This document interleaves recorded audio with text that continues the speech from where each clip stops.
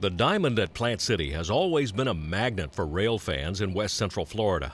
A diamond is an at-grade crossing of two rail lines. In this case, the ex-Seaboard Airline Maine to Tampa and the ex-Atlantic Coastline Maine to Tampa, all CSX now. The crossing makes Plant City perfect for a rail fan platform, and that's exactly what the city is doing. With the groundbreaking only a few weeks ago, construction is already well underway. The foundation is nearing completion. This platform will make a great addition to Plant City's Depot Museum, also right at the Diamond. The project is targeted to open for business in December. Just a couple of 100 feet north of the crossing on the seaboard side, here comes Q652, the daily manifest freight out of Tampa to Waycross, Georgia.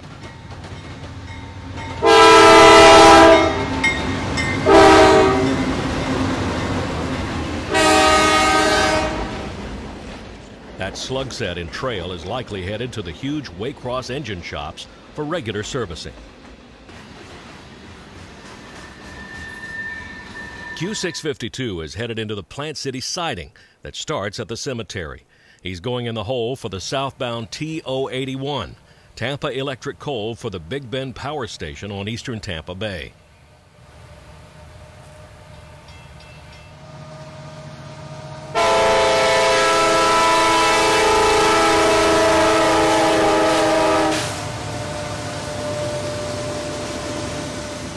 Just like what happened at Folkestone, Georgia, Plant City is becoming popular enough that you're always likely to see at least one rail fan there.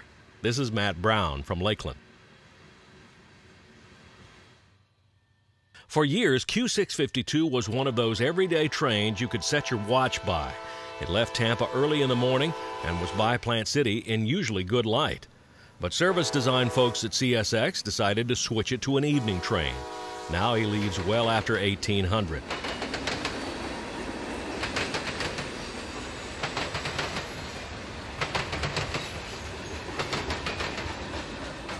Another thing about Plant City is the signal layout. You can see signals for the lines in all directions here, so you don't need ATCS. But there is an ATCS display in the depot if you want to see it. In 20 years of rail fanning, this is my first ever catch of a Loram Railgrinder. I've seen them before, but never at work, and never working at night. I hope the storms building to the west would hold off long enough for me to get some video of the operation. Loram is a railroad maintenance company with very specialized machines. Railroads hire Loram to do this specialty work so they don't have to own and maintain this equipment.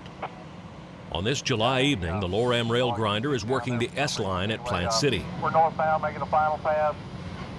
We've got now northbound up to the NAS, North End Plant City. Got about 2 miles up here. Grinding stones are passed across the rail to smooth and reshape the railhead. This extends the life of the rail and makes for smoother train handling. As you can imagine, all these fireworks on the steel can start trackside fires.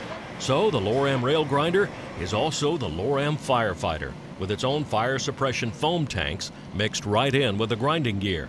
Over. The north end of Plant City, over. At 10 miles an hour, the grinder wasn't hard to chase, so off I went, alongside him north on State Road 39. I think the folks in that expedition were also rail fanning, or maybe just slowing down to see why this odd-looking train was on fire.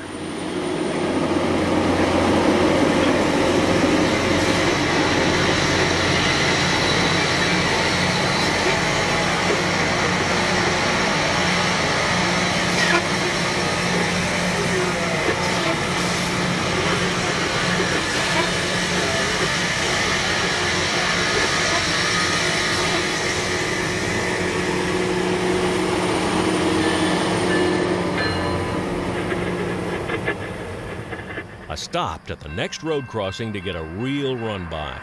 Very cool.